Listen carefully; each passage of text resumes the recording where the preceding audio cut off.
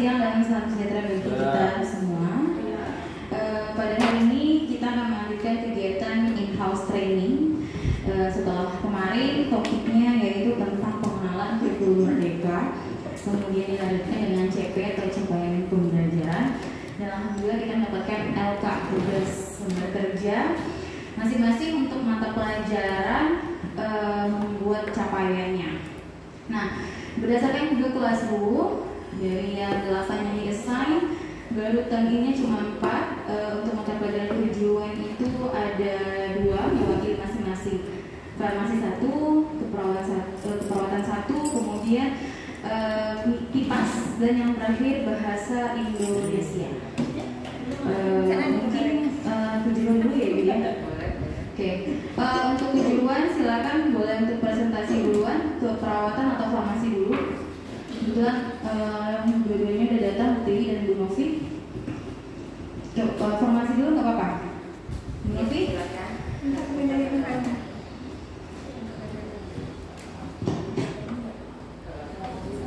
Ambilin aja biar siang gitu ya. Bu Novi tampilkan.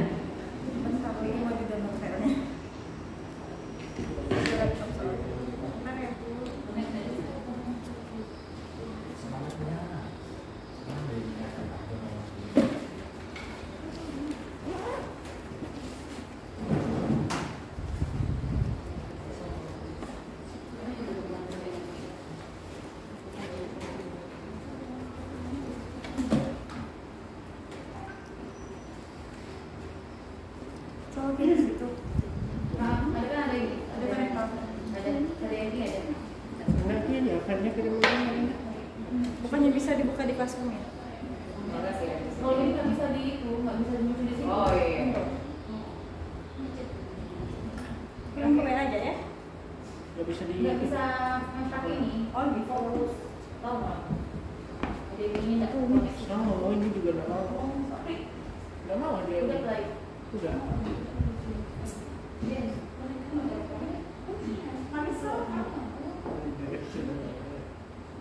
Beda. Oh iya, airport. Masih airport ke airport. Coba ini dulu deh. Bu Tiwi silakan. Udah tahu password wifi-nya Bu Tiwi? Kamu 1 sampai 6. Iya. Ada ad-nya. Nanti yang di ujung. Ad 1 sampai 6.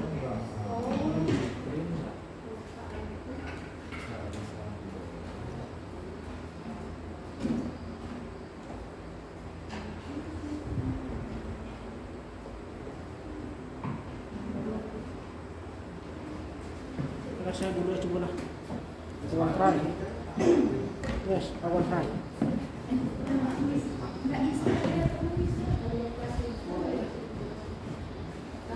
Apa maksudnya? Enggak gitu, 1 sampai 5.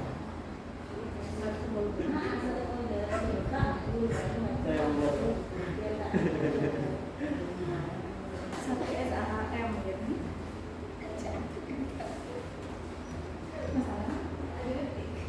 Jadi tugas Bapak Ibu kemarin adalah pemberian CP menjadi materi dan kompetensi. Ya.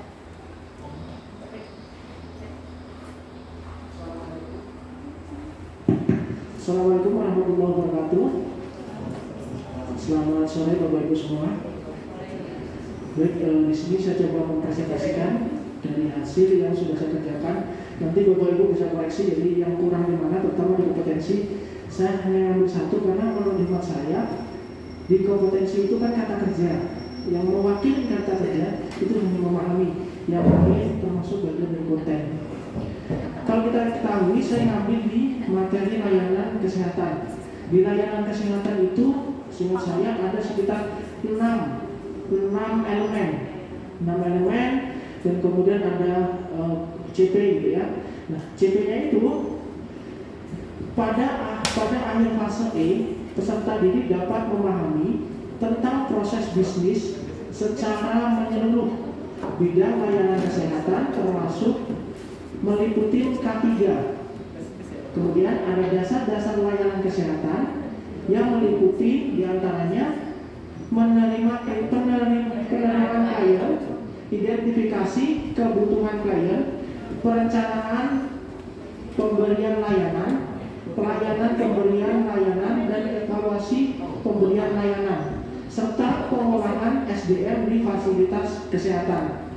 Nah, menurut hemat saya, dari CP tersebut ketika kita breakdown mana yang termasuk konten dan mana yang termasuk kompetensi agar lebih mudah, maka saya buatkan kotak.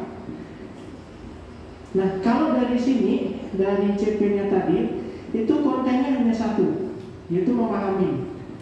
Memahami diambil dari atas ini, yang ini.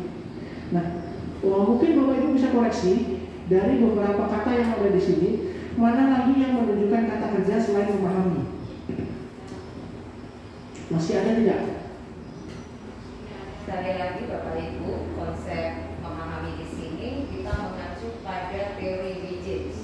Nanti buku khusus untuk teori Widgets saya akan kirimkan juga. Jadi kalau kita pemahamannya bahwa terminologi memahami itu teori Widgets, artinya mulai dari memahami ya C1, C2 memahami sampai dengan aplikasi. Sampai dengan aplikasi itu sudah termasuk memahami. Nah, di dalam nanti penerapannya ketika Bapak Ibu sudah menyusun modul baru terminologi tentang bagaimana anak-anak menggunakan peralatan ya atau aplikasi itu bisa ditulis secara teknis, nggak apa-apa. Tetapi kalau untuk penjabaran konten dan kompetensi kita menggunakan terminologi memahami saja tidak masalah. Ini artinya bahwa anak-anak mulai dari C1 sampai dengan C6 sudah termasuk di dalam memahami itu. Bisa bedakan antara taksonomi Bloom dengan Widgets. Jadi untuk kurikulum merdeka di dalam konsep pemahaman CP, teori yang kita harus angkat dan pahami dulu adalah teori Widgets.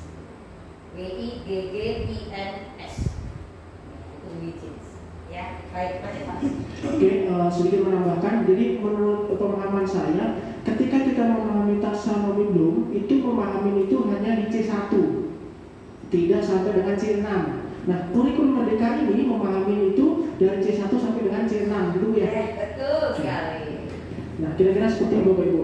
Kemudian di konten ini saya ambil dari sini. Di sini dikatakan proses bisnis secara menyeluruh bidang layanan kesehatan, termasuk meliputi K3.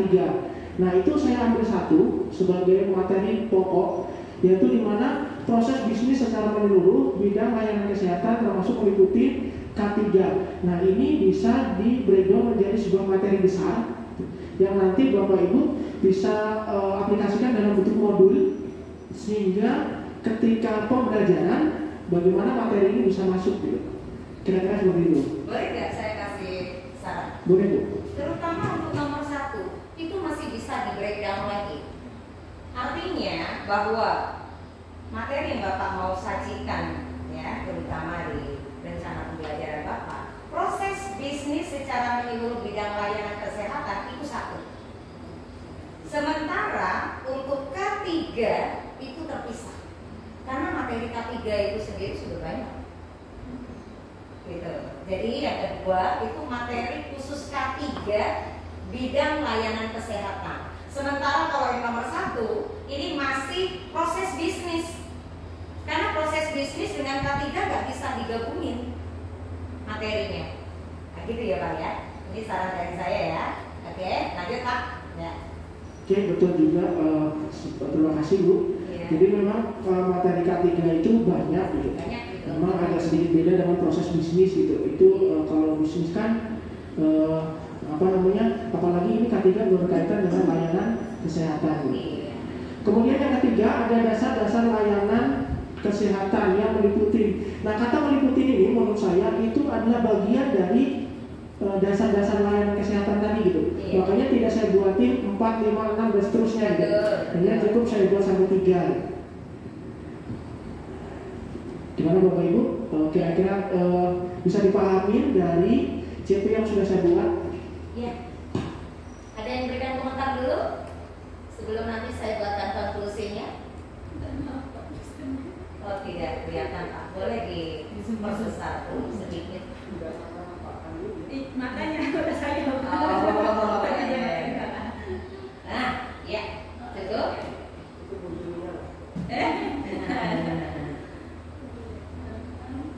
Oke, ini jadi kontennya itu yang pertama adalah proses bisnis secara menyeluruh bidang layanan kesehatan.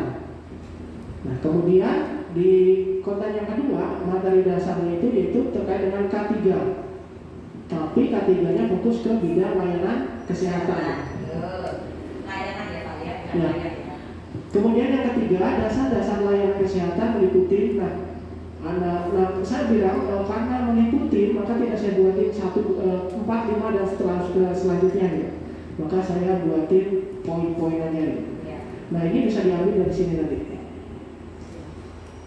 Ini Bapak-Ibu ya, jadi ya di sini mungkin kita buat di warna beda ya.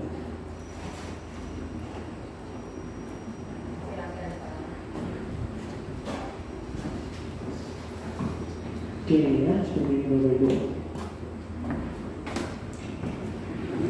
Saya mau ditambahkan lagi atau mau direvisi dari konten yang saya buat, karena ini Bapak-Ibu ketika konten ini sudah ketika materi CP ini sesuai gitu, itu bisa kita aplikasikan langsung nanti di proses pembelajaran ketika pembuatan modul gitu. Jadi ketika ada kesempatan bareng-bareng mengoreksi, ayo gitu, dan nanti tuh kita nggak perlu buat lagi, tinggal kita lanjutkan tuh yang sudah ada gitu. Maka harapan saya tuh ketika presentasi semuanya presentasi ayo gitu. Jadi biar apa? Semua CP itu kita bongkar. Ya, kita bongkar semua. Ya, jadi kita bongkar semua. Ketika nanti sudah selesai, kita nggak perlu lagi pusing nih buat CP lagi gitu. Kita bongkar highlight lagi, nggak perlu. Karena apa? Sudah kita koreksi bareng di Bapak-Ibu. Nah, masukan dari saya untuk di kompetensi, karena tadi di konten Bapak ya sudah membreakdown menjadi 3 bagian. Nanti di kompetensinya, jadi memahami, itu langsung ditambahkan saja. Memahami proses bisnis secara menyeluruh bidang kesehatan, titik koma, ya. Oke. Kemudian memahami K3 bidang layanan kesehatan, ya. Oke. Kemudian memahami dasar-dasar layanan kesehatan. 3. Jadi itu nanti yang diharapkan peserta didik seperti ini untuk di bagian kompetensi. Nah nanti Bapak Ibu, kalau kita sudah memilah konten dan kompetensi seperti ini, itu mudah untuk membuat TP-nya. TP-nya berdasarkan apa? Berdasarkan konten ini, tinggal di awal kalimatnya ditambahkan peserta didik ya. Dan seterusnya. Peserta didik bisa atau dapat. Peserta didik yang ketiga bisa dapat. Itu Bapak Ibu paham semuanya untuk TP, tujuan pembelajarannya. Maka kunci untuk menentukan TP ATP adalah di bagian konten dan kompetensi ini. Simple kok. Sudah Bapak? Kalau gitu Pak, mohon ulangi lagi kalimat TP-nya seperti ini. Jadi saya mungkin contohnya hanya 2 saja ya, karena saya harus sampaikan materi berikutnya. Nanti Bapak bisa menyusun. Gak apa-apa, tinggal disampaikan saja Pak. Kan tadi saya sudah berikan triknya Pak. Dari konten, ya dari konten, tinggal tambahkan Pak di depannya peserta didik. Ya, Baik, jadi kita ambil 3. Yang pertama itu peserta didik dapat memahami proses bisnis secara menyeluruh bidang layanan kesehatan. Yang kedua, peserta didik mampu memahami K3LH bidang layanan kesehatan. Yang ketiga yaitu peserta didik mampu memahami dasar-dasar layanan kesehatan. Nah, itu apa Bu namanya? Tujuan pembelajaran. Nah, Bapak Ibu, kalau tadi peserta didik dapat, nah kedua, ketiga, itu kan TP. TP itu kan kumpulan, masih kumpulan itu. Belum ATP-nya. Pertanyaannya, bagaimana menyusun ATP-nya, alurnya? Nah, itu dikembalikan kepada guru.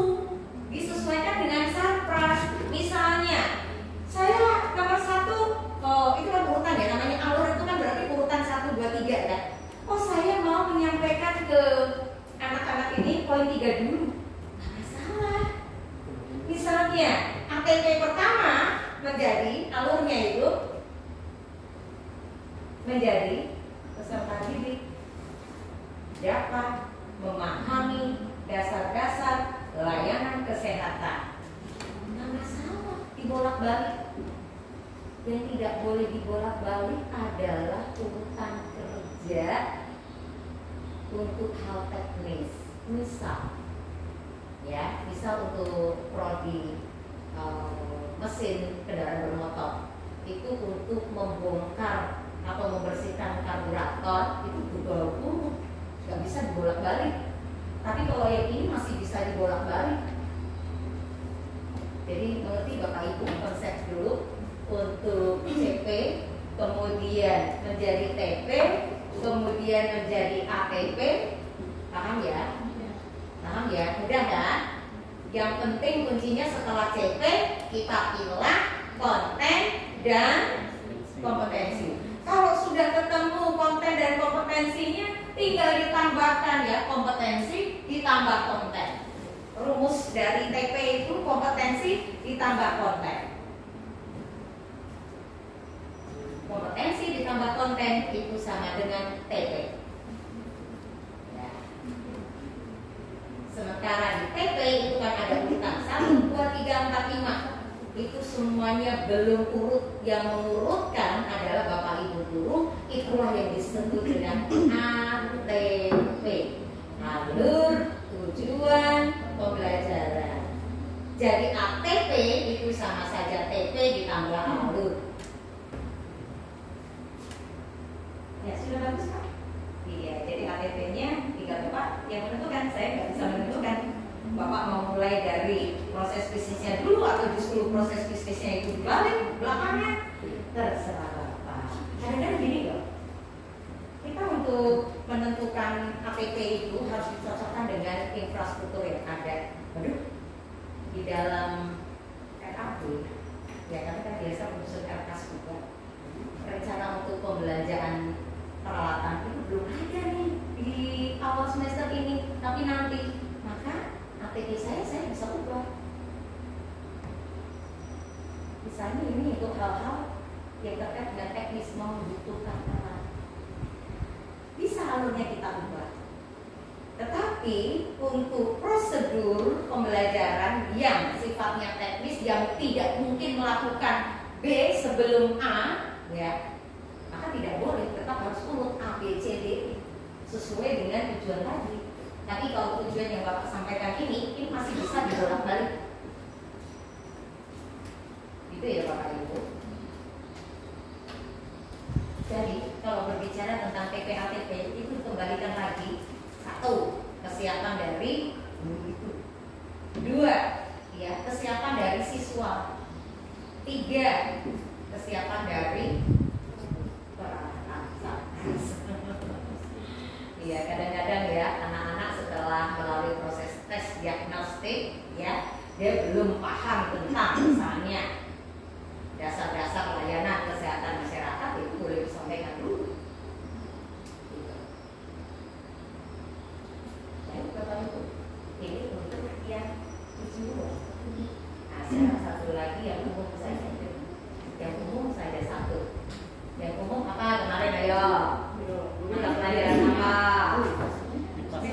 Bahasa Indonesia. Kemudian apa lagi? Yang umum.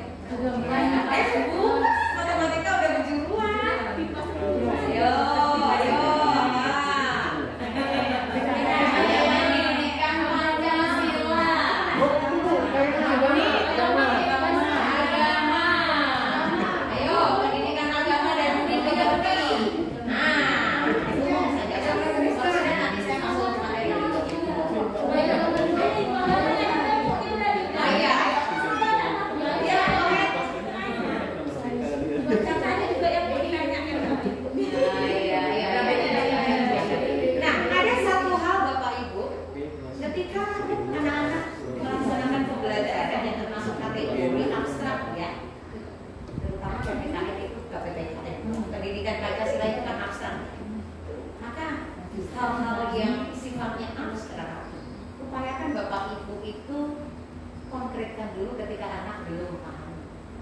Cara mengkonkretkannya bagaimana? Iya kan? Itu biasa dengan gambar atau visual. Lebih bagus lagi adalah dengan audio visual. Contoh, ini memahamkan anak tentang intoleransi. Itu kan abstrak ya. Oke, abstrak ya. Kita mau menjelaskan dengan kalimat itu, waduh, susah ke anak-anak. Apalagi untuk anak-anak yang sekolah dasar. Kalau anak dasar kita masih mending, tetapi konteks di kelas 10 saja itu masih gagal paham tentang intoleransi.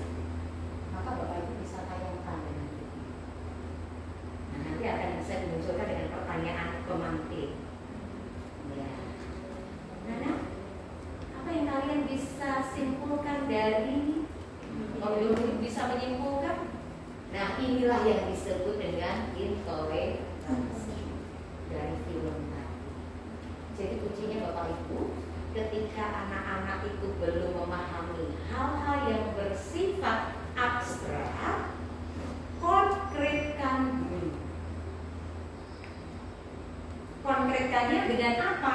Penayangan audio, visual, atau praktekkan langsung. Silakan, ayo. Pendidikan agama dan pendidikan lebih.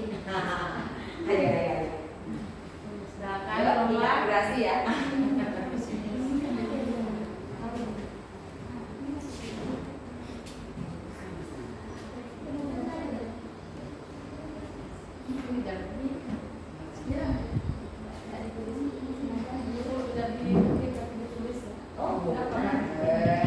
Boleh saja. Tulis di depan boleh. Boleh tulis di depan. Mau ke depan? Boleh. Mau ke depan? Spidol, saya ada.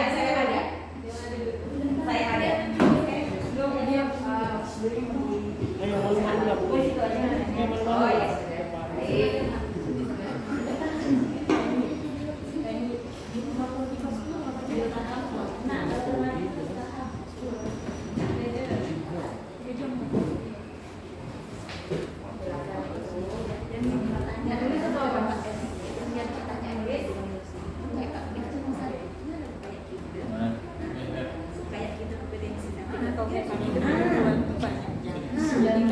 Assalamualaikum warahmatullahi wabarakatuh. Untuk ilmunya di sini saya pakai materi fikih. Capaian pembelajarannya itu di sini menganalisis implementasi fikih muamalah, al-kulliyat, al-khamsah atau 5 prinsip dalam hukum Islam. Terus menyajikan paparan tentang fikih muamalah, al-kulliyat dan al-khamsah. Terus meyakini bahwa ketentuan fikih, muamalah, al-kulliyat, al-khamsah adalah ajaran agama serta menumbuhkan kewirausahaan kemudian dalam kepekaan sosial. Nah, untuk kompetisi di sini saya temui 3. Yang pertama itu menganalisis, yang kedua menyajikan, yang ketiga meyakini.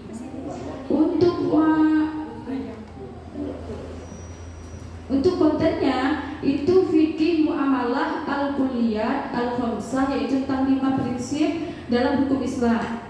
Yang berikutnya yaitu tentang paparan tentang fikih muamalah, al-kulliyat dan al-khamsah. Dan yang berikutnya itu tentang ketentuan fikih muamalah, al-kulliyat dan al-khamsah serta ajaran agama tentang menumbuhkan kewirausahaan kemudian kepedulian dalam kepekaan sosial. Nah, untuk TP-nya yaitu yang pertama, saya bagi menjadi 3 lagi. Yang pertama, peserta didik mampu menganalisis implementasi fikih muamalah, al-kulliyat, al-khamsah, yaitu 5 prinsip dalam hukum Islam. Yang kedua, peserta didik mampu menyajikan paparan tentang fikih muamalah, al-kulliyat dan al-khamsah. Yang ketiga, peserta didik mampu meyakini bahwa ketentuan fikih muamalah, al-kulliyat, al-khamsah adalah ajaran agama serta menumbuhkan kewirausahaan, kepedulian dan kepekaan sosial. Mohon maaf ya. Jadi pemahaman dasar anak-anak tentang fikih diasumsikan sudah bisa belum di kelas 10 ini? Sudah bisa. Sudah tahu apa itu fikih? Oke. Karena banyak terminologi bahasa asing ya yang ada di sini gitu. Ketika anak-anak belum memahami konsep fikih seperti apa, seperti yang tadi saya sampaikan, bisa divisualisasikan atau di audio visualisasikan, begitu ya, gitu ya Kak ya. Oke. Jadi secara umum sudah, hanya tadi di TP itu langsung dipertegas, bukan menggunakan teori Wiggins memahami, tetapi lebih ke teknis. Apakah ini boleh? Boleh saja. Cuman kalau kemarin harapan yang disampaikan dari kementerian kalau untuk memilah konten dan kompetensi di sini, kompetensinya tetap kita menggunakan teori Wiggins dulu, baru nanti di modul, kan nanti Bapak Ibu membuat modul ya, nanti dari Wakasa yang akan menyampaikan, itu baru menggunakan bahasa atau kata kerja operasional yang lebih ke teknis seperti menganalisis, mengaplikasikan, nah begitu sesuai dengan tahapan yang Bapak Ibu kuasai di kurikulum 2013. Apakah masalah kita ketika menerapkan itu di taksonomi? Belum ya. Menurut saya sih sah-sah saja. Ini hanya untuk teknis di penggunaan supaya anak memahami ya, boleh saja. Memang kemarin kami sempat perdebatkan tentang teori Wiggins dan taksonomi Bloom ya, terutama di CP, breakdown CP. Tetapi akhirnya narasumber kami juga, fasilitator kami juga untuk modul, boleh Bu langsung gunakan KKO ya yang sesuai taksonomi Bloomnya, nggak apa-apa karena ini untuk mempertajam saja. Sementara nanti untuk yang breakdown dari CP ke konten dan kompetensi kita menerapkan teori Wiggins gitu ya, memahami yang maknanya adalah dari C1 sampai dengan C5. Itu Bapak Ibu ya, oke sudah baik, hanya nanti gunakan digitalisasi. Iya, iya terima kasih. Baik Bapak Ibu, silakan yang mau bertanya. Gini Bu, mau bertanya, seandainya di CP itu dia langsung menganalisis gitu ya, menganalisis tentang proses bisnis misalnya. Iya. Ada nggak Pak CP-nya Pak di dunia? Nggak ada. Nggak ada. Nggak ada. Ya. Seandainya nih ya, seandainya muncul bunyian seperti menganalisis tentang proses bisnis itu. Nah boleh nggak kita turunin jadi memahami gitu? Iya. Boleh. Tahu saya Pak di CP tidak muncul kata menganalisis. Jadi nggak usah berada dulu. Ayo silakan buka lagi CP-nya. Belum dibuka sih yang lalu. Iya Pak, iya. Iya. Jadi langsung saja saya jawab gitu ya Pak ya. Karena untuk breakdown CP sudah menggunakan teori Wiggins, mereka nggak akan keluarkan itu lagi. Iya, itulah kemarin kami sempat berdebatkan juga dengan fasilitator kami gitu.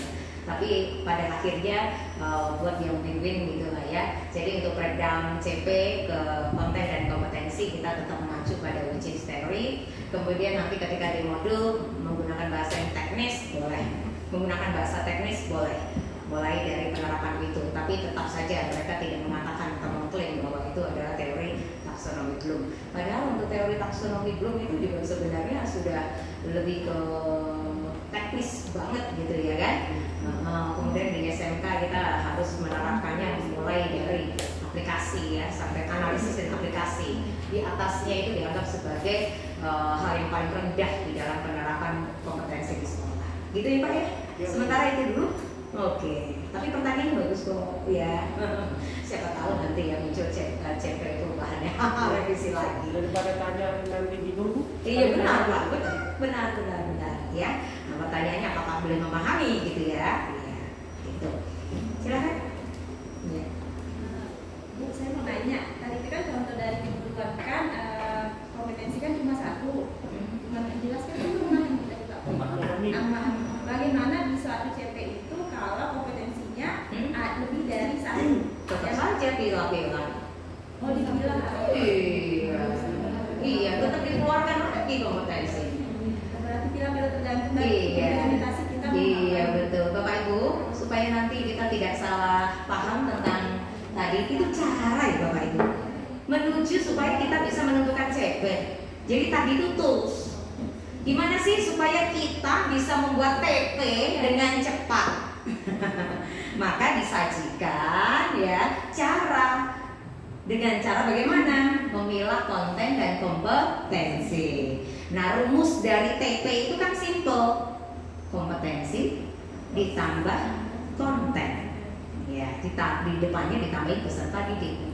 Itu tadi cara. Kalau Bapak Ibu tidak menggunakan cara seperti ini, tapi karena sudah terbiasa ya mengubah ya, breakdown dari CP ke TP, nggak masalah sih. Iya, itu kan tadi cara paling mudah. Ya, tapi kemarin waktu pelatihan juga diajarin cara yang paling mudah seperti itu. Awalnya kan bingung juga kan kita, aduh CP, gimana saya bisa menurunkan TP menjadi ATP juga gitu. Akhirnya dikasih formula seperti tadi. Gitu ya, Bapak Ibu. Ya. Paham Bapak Ibu? Ada teman? Silakan. Sebelum saya masuk ke assessment, pembelajaran itu materi yang sangat sedikit ya, maka saya lebih fokus ke assessment. Boleh kita lanjut? Boleh.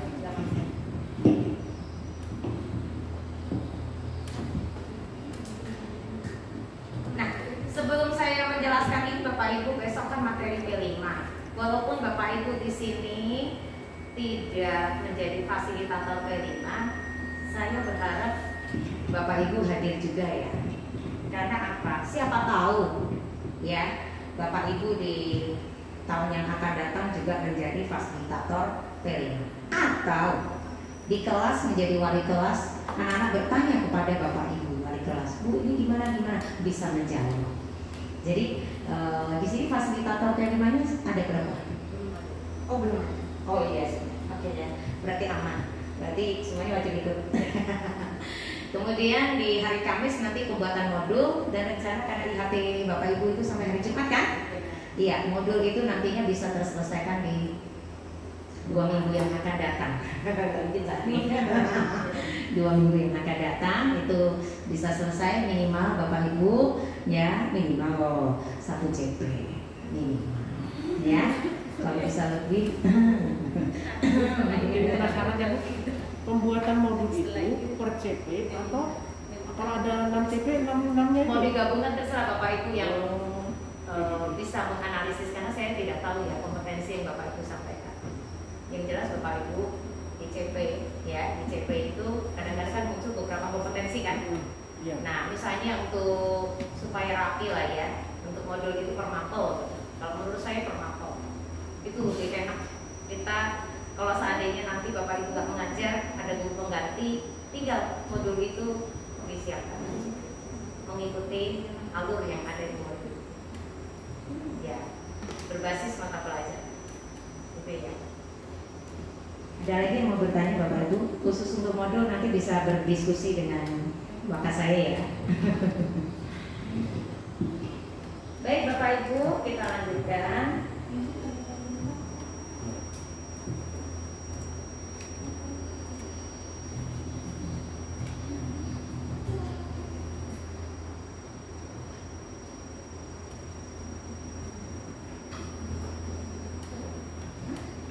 Materi sudah saya bagikan ya melalui Melinda.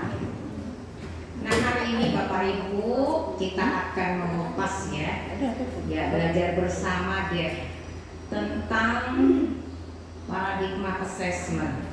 Berbicara tentang paradigma assessment belum, oh ya tunggu sabar.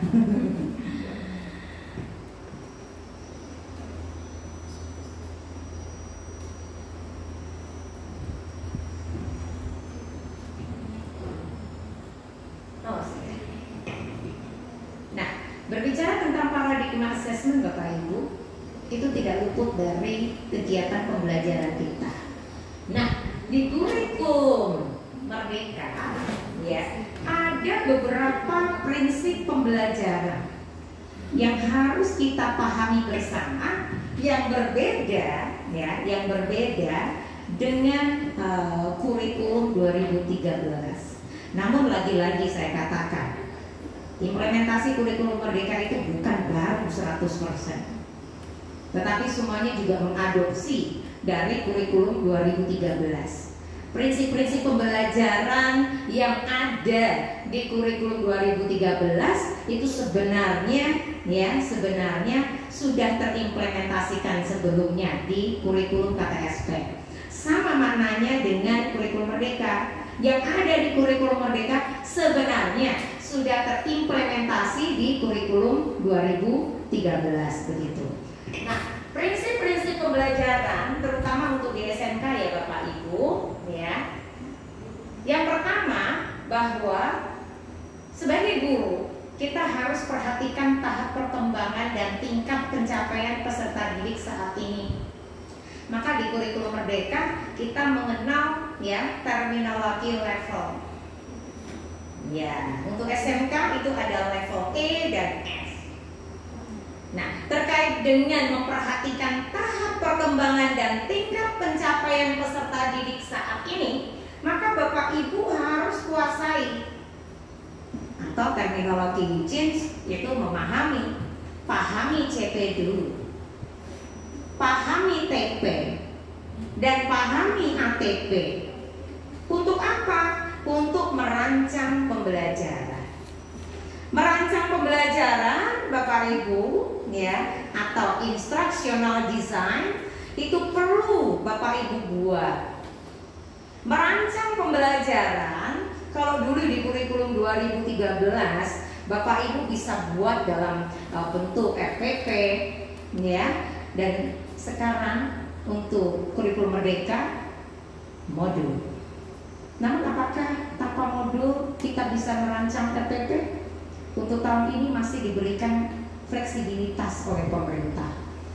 Mau buat RPP dulu nggak apa-apa, tapi menurut saya tanggung-tanggung amat itu. Kalau kita mau buat modul ya mulai tahun ini aja buat modulnya. Jadi tahun depan tinggal revisi dan pengembangan, ya kan? Ya. Jadi untuk prinsip yang pertama yang harus Bapak Ibu pertajam ini adalah CP. CP yang diberikan pemerintah itu adalah standar minimal dengan memperhatikan apa Bapak Ibu? Dudika ya, terutama untuk kejuruan setiap saat adaptif. Bayangin saja sekarang untuk kendaraan bermotor ya, mobil yang sebelum implementasi kurikulum Merdeka sudah dirancang demikian, sekarang udah listrik belum? Nah, kalau SMK yang jurusan masih menggunakan kendaraan-kendaraan motor 4 tak, ya kan, 2 tak katakanlah begitu, ya. Sekarang motor sekarang berapa tak? Rata-rata 4 kan? Ya, masih ada nggak yang 2 tak? Ada, kolektor. Ya, biasa kolektor yang punya ya. Nah, kalau sudah 4 tak, anak-anak kan diajarkan nih CP-nya sesuai dengan permintaan dunia usaha, dunia industri kendaraan bermotor 4 tak. Faktanya, mulai awal-awal tahun ini sudah di launching besar-besaran untuk motor listrik dan mobil listrik. Kalau CP-nya tidak di-upgrade bagaimana? Nggak bisa kan? Makanya sekarang belum ada prodi yang buka untuk motor listrik di Indonesia. Ya, dan CP-nya masih belum menyesuaikan. Nah, CP di sini ya perlu kita pahami bersama bahwa capaian pembelajaran sebelum itu disampaikan ke siswa atau peserta didik harus dikuasai oleh guru dulu dengan mempertimbangkan faktor pendukung. Faktor pendukung pastinya adalah infrastruktur.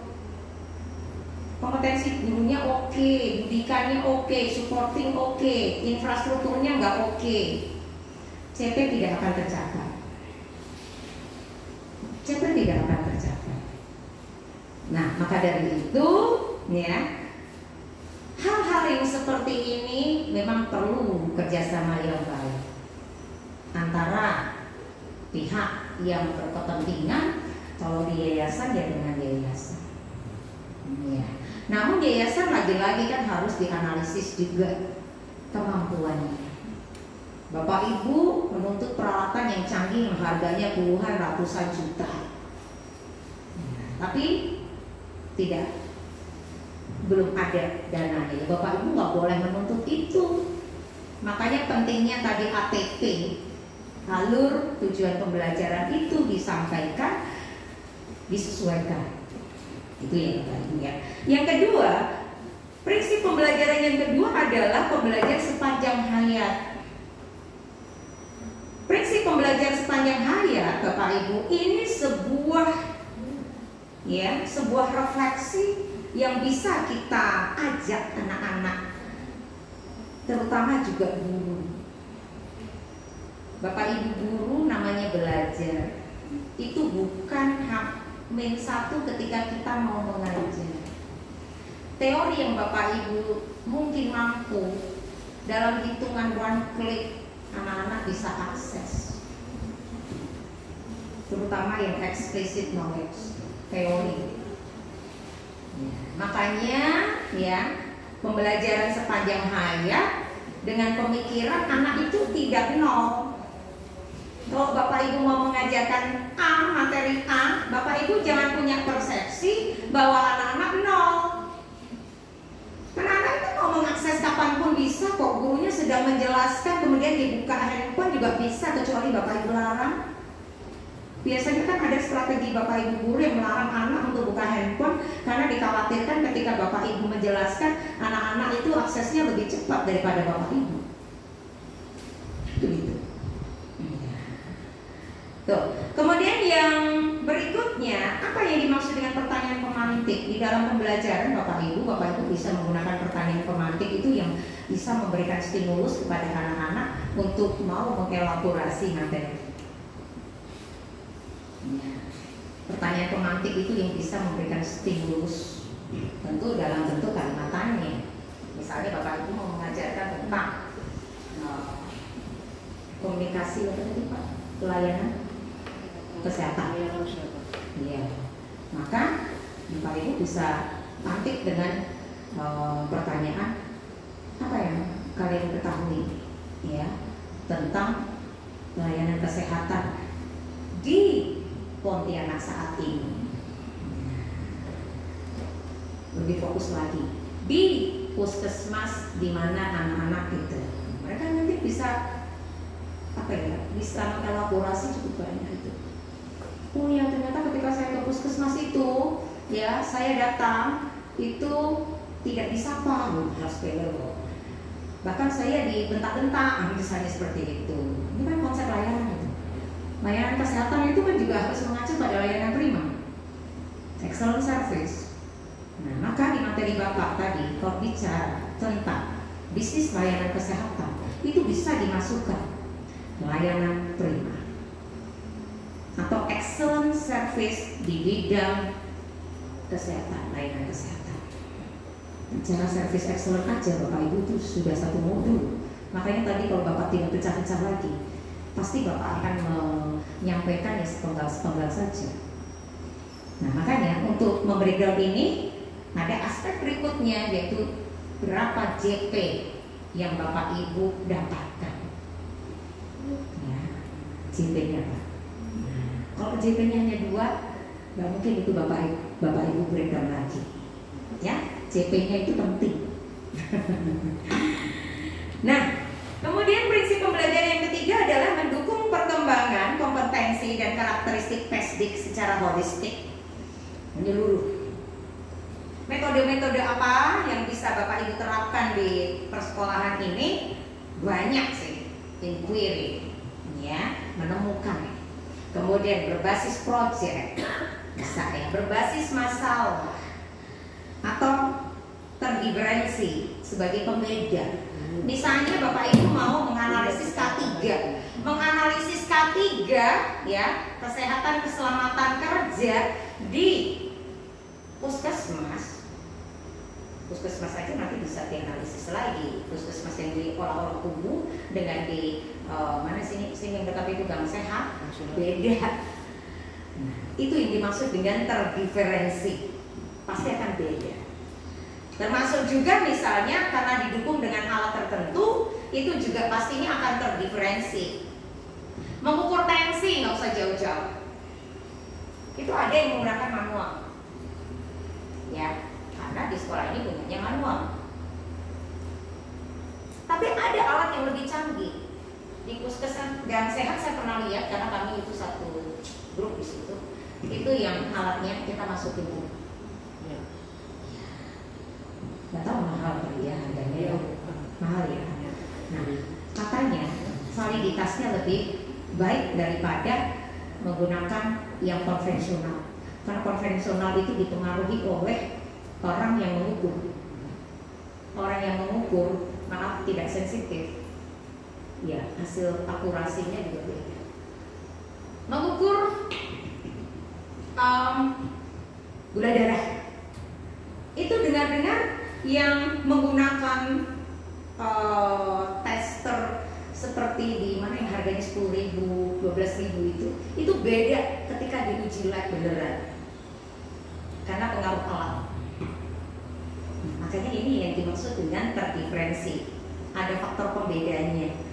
Nah, ini harus didukung dengan peralatan dan sebagainya.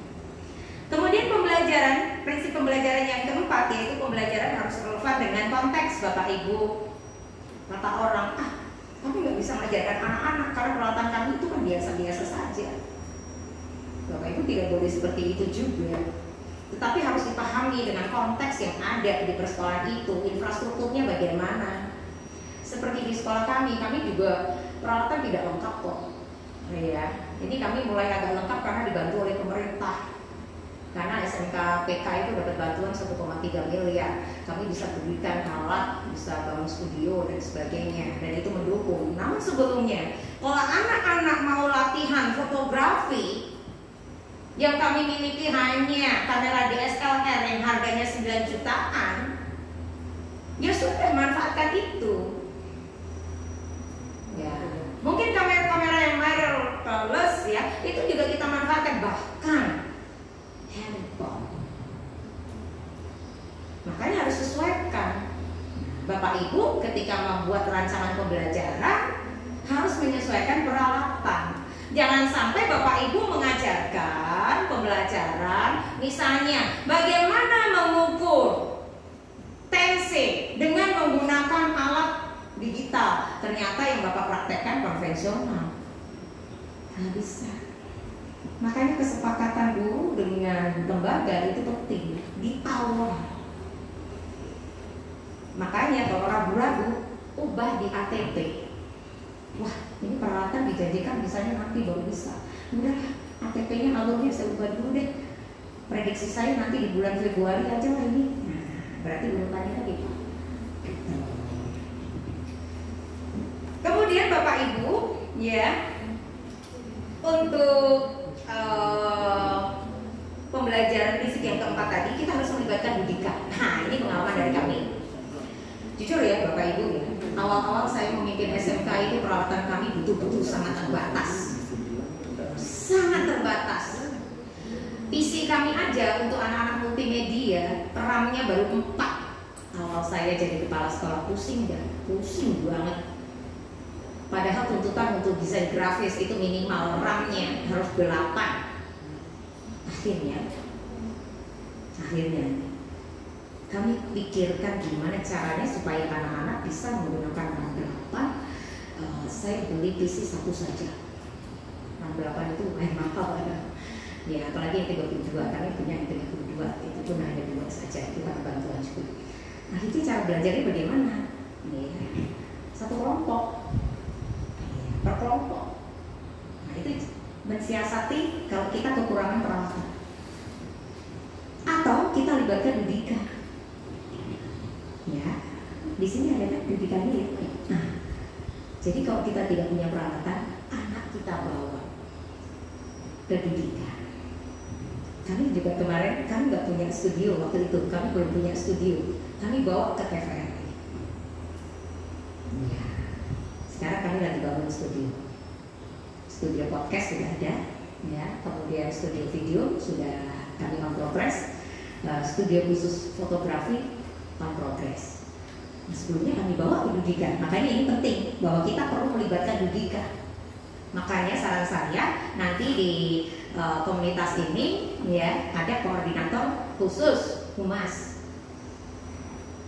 Ini tujuannya nanti koordinator saja, ya kami koordinator di tempat kami, Bapak Ibu, ya jujur nih kami tidak bayar, ya tapi saya janjikan nanti kalau SMK makin berkembang, ya kami bayar ya, karena kami juga jualan gitu. Saya sudah sampaikan ya Bu Melinda, kita memang awal-awal harus berjuang dulu lah. Berjuang, betul-betul berjuang. Jadi Bapak Ibu jangan melihat gedung kami yang besar ya sampai lantai 7, tetapi manajemen dikembalikan ke unit masing-masing menurut kami ya, kembalikan ke unit masing-masing sampai kami sepakati ayo kita beli itu showcase ya, tahu kan showcase kulkas tuh tapi yang kelihatan itu kamu beli 3 juta kok. Saya tantang guru-guru supaya Bapak Ibu itu bisa ada sedikit tambahan untuk apa ya, jualan. Yang beli siapa? Anak-anak kami.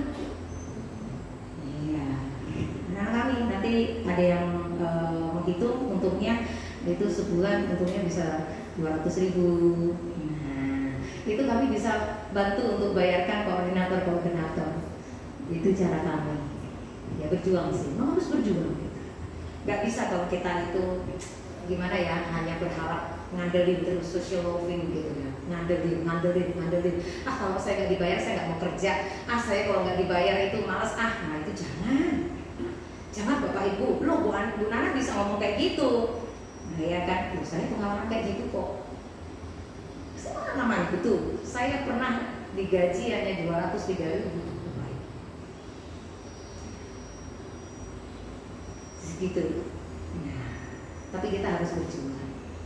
Dan sampai sekarang saya juga masih mencintai sekolah saya 24 tahun. Tapi kita puas. Nah, jadi Bapak Ibu jangan punya pemikiran Bu Nana bisa aja ngomong kayak gini karena gaji gede. Saya kan juga pengalaman gaji kecil. Oke, berorientasi pada masa depan yang berkelanjutan, motivasi, solusi, memanfaatkan P5 ya, itu penting. Jadi walaupun kemarin saya sudah sampaikan bahwa P5 ini adalah proyek terpisah, tetapi ya dalam prakteknya itu akan membantu. Kami untuk proyek P5 ya, kami memilih satu topik kewirausahaan. Anak-anak itu kami bawa ke bisnis center di Dabuaya. Rencana Kamis ini kami bawa ke sana. Nah nantinya anak-anak supaya termotivasi untuk membuat produk yang sama, yang nantinya kami akan jual. Kami ada kantin, ya, kami ada kantin. Nah nanti bisa titipkan. Kami juga ada Sanmarpreneur, program Sanmarpreneur itu pameran, ya. Nanti anak-anak bisa jual. Nah uangnya itu siapa? Itu anak. Gitu. Jadi walaupun ini SMK kesehatan, tidak ada salahnya anak juga diajari berkewirausahaan. Nggak masalah. Diajarin, ayo kita ajarin bisnis anak-anak. Ya, karena sekarang itu sukses itu bukan persoalan tentang kita sebagai tenaga kerja yang apa ya, di kantoran gitu enggak, tapi juga harus punya sense of business yang baik itu. Nah kita harus didiknya dari sekarang. Nah Bapak Ibu, itu tadi tentang prinsip pembelajaran. Sekarang kita masuk ke assessment. Bapak Ibu, ya berbicara tentang assessment, ya saya dulu ya. Itu merupakan bagian terpadu dari proses pembelajaran. Nah kuncinya, ya Bapak Ibu nantinya akan berbicara tentang fasilitasi pembelajaran dan penyediaan informasi yang holistik pasti. Nah assessment ini Bapak Ibu rancang itu harus sesuai dengan fungsi assessment itu sendiri, yakni keleluasaan untuk menentukan teknik, waktu yang efektif untuk mencapai tujuan pembelajaran. Kan Bapak Ibu sudah butuh TP. Artinya apa? Di kurikulum Merdeka Bapak Ibu, ya Bapak Ibu diberikan kebebasan untuk membuat rubrik assessment seperti apa. Bebas. Disesuaikan dengan kompetensi yang Bapak Ibu ajarkan. Nah, karena Bapak Ibu yang merancang, ya, maka diharapkan harus adil, proporsional, valid, dan dapat dipercaya. Karena apa? Ketika Bapak Ibu sudah menentukan TP, pasangannya itu adalah assessment. Bagaimana bisa mengukur TP itu sukses? Tujuan pembelajaran sukses kan terlihat dari assessment. Kemudian laporan pembelajaran untuk pencapaian peserta didik ini diupayakan sesederhana mungkin namun informatif. Hasil assessment itu digunakan peserta didik, pendidik, tenaga kependidikan, orang tua sebagai refleksi untuk meningkatkan mutu pembelajaran. Ibu Merida sudah buka rapor pendidikan kita? Iya. Tapi kemarin dari download belum Pak? Ya, sudah lah ya. Oke, intinya sudah. Nah, Bapak Ibu, ya kita SMK itu selain raport reguler untuk anak-anak, itu ada raport P5 untuk kurikulum mereka, dan satu lagi adalah raport pendidikan Bapak Ibu. Raport pendidikan ini asesmennya dari mana? Satu, iya ANBK. Dan yang kedua adalah informasi yang mereka lacak itu kalau Bapak Ibu mau tahu dari website. Bahkan sekarang saya kemarin dapat sosialisasi dari Badan Akreditasi ya. Kalau sekiranya sekolah itu ya sudah 5 tahun kan harusnya reakreditasi kan. Jikalau ya nanti memungkinkan untuk perpanjangan, maka otomatis nggak perlu divisitasi lagi. Nah, itu. Ya kita harapkan kan itu. Dengan cara bagaimana? Lacak digital. Makanya kalau di sini ada Jago IT, buat website yang murah saja. Website biasa, ya. Itu biaya domainnya per tahun hanya 50.000. Jadi kami punya 2 website di sekolah. Ya, yang gratis itu domainnya 56.000. Kemudian kami yang pesan khusus itu ada mahal. Nanti Bapak Ibu boleh buka di SMK Santa Maria ya, .sch.id. Pokoknya intinya kalau SCH itu pasti yang berbayar. Cara melihatnya begitu. Tapi kalau .com itu yang gratisan. Nah, Bapak Ibu kalau melihat yang belakangnya itu di ujungnya itu, nanti Bapak Ibu boleh lihat. Ya, SMK Santa Maria .sch. Nah itu. Tapi untuk bayar pembuatan website bayar? Kalau itu belum kami belum bayar. Kan belum kami yang Oh, ada yang yang memang ada. Kalau yang SCH itu memang kami minta pihak ketiga buat.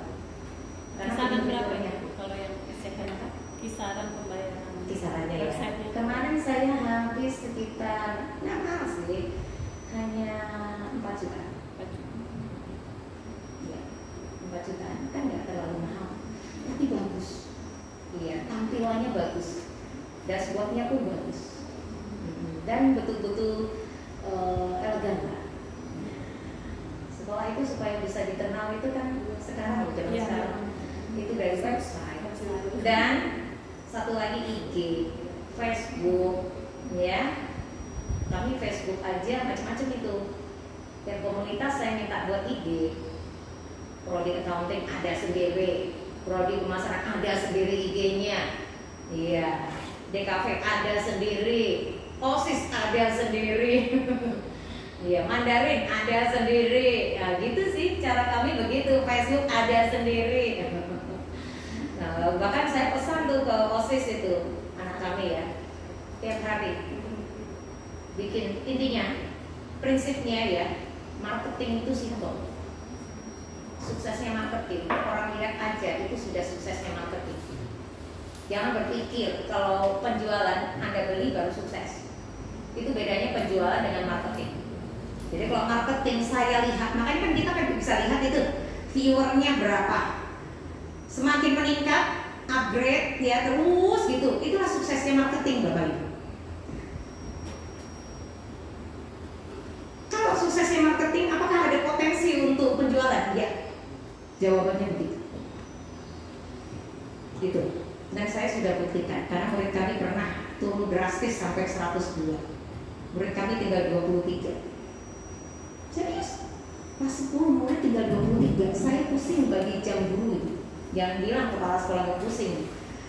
Bayangin aja cuma satu kelas. Gurunya ada 18. Akhirnya satu guru bisa ngajar 7 mata. Pusing-pusing lah kalau buat administrasi. Makanya ya udah, saya analisis, tahu penyakitnya apa, saya bongkar penyakitnya. Ya saya dokternya SMK lah udah. Akhirnya tahun pertama kami upgrading, ya semua hal. Gurunya saya kirim kemana-mana, saya minta teman-teman saya bantu. Ada yang saya kirim ke Kudus untuk belajar gratis.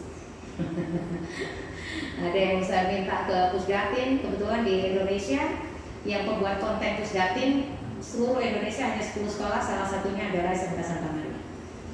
Pusdatin Kemendikbudristek yang di rumah belajar. Ya, itu hanya di Kalbar hanya kami saja. SMK Santa Maria. Makanya itu yang kami bisa langsung PK. Seleksi PK itu luar biasa Bapak Ibu. Serius. Waduh. Setengah mati ya udah. Tapi saya doakan di SMK Kesehatan Informasi pertama ya, jangan tergiur PK dulu. Kejar akreditasi dulu tak. Iya, aduh lah. Nah, ini nggak bisa kerja sendiri.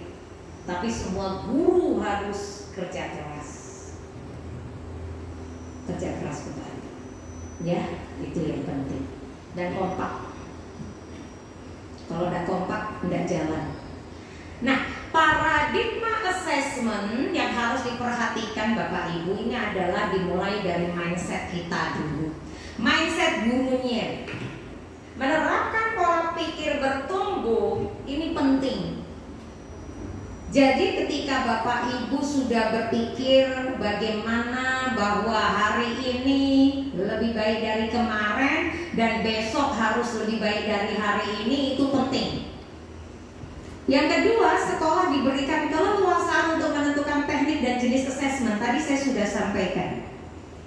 Dan yang paling penting Bapak Ibu, khusus untuk SMK ini ya, ini untuk bentuk-bentuk assessmentnya Bapak Ibu, ini ada dari PKL dan uji kompetensi. Yang menjadi persoalan Bapak Ibu, di SMK masih sering kita jumpai ulangan umum. Teori wajib, ulangan tengah semester, teori wajib. Penting nggak sih? Enggak. Ulangan umum kan pengertiannya adalah menguji ulang. Untuk apa? Bapak Ibu buat soal 50, anak ngerjakannya 15 menit. Tahu nggak? Menyesakan dada. Maka sejak saya kepala sekolah saya hapus. Nggak penting sebenarnya. Dan guru-guru saya ada yang senang. Kebanyakan senang sih, nggak repot buat soal. Saya hapus. Ulangan umum saya hapus. Di semester hapus. Jadi beban guru, beban anak kurang. Dan satu lagi, beban anggaran kurang. Saya tak cepat beberapa pihak. Daripada kayak gitu kan bisa manfaatkan yang lain. Terus ambil assess penilaiannya dari mana? Iya. Masa itu gak dipercaya sih? Itu saja kita ambil. Anak-anak yang berprestasi, bahkan saya bebaskan untuk buat proyek. Tim kami punya tim produksi Pusdatin kan, Pusdatin Kemendikbudristek yang buat konten belajar di rumah belajar dan TV edukasi Pusdatin. Saya bebaskan, betul-betul bebas. Bahkan ulangan umumnya pun, ulangan hariannya pun bebas. Jadi anak fokusnya tiap hari kerjakan di studio itu. Bahkan untuk mapel-mapel yang lain itu ada beberapa nggak perlu belajar, nggak pekerjaan. Itu caranya. Kan sudah merdeka. Merdeka. Iya, tapi mereka jangan disalahartikan Bapak Ibu ya. Besok datang, hari ini pergi nggak datang, itu jangan, itu kacau gitu. Merdeka, ya, merdeka yang kebablasan. Nah, di kurikulum merdeka kita juga mengenal assessment awal. Apa itu assessment awal? Assessment awal ini tujuannya adalah untuk mengidentifikasi kebutuhan belajar peserta didik. Dan ini hasilnya digunakan untuk merancang pembelajaran yang sesuai tahap CP. Ini biasa kita kenal dengan tes diagnostik mapping. Punya siswa itu beragam kan? Ya.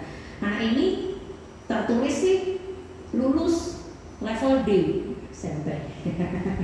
Faktanya kali tambah nggak bisa. Ini contoh matematika. Artinya bagaimana?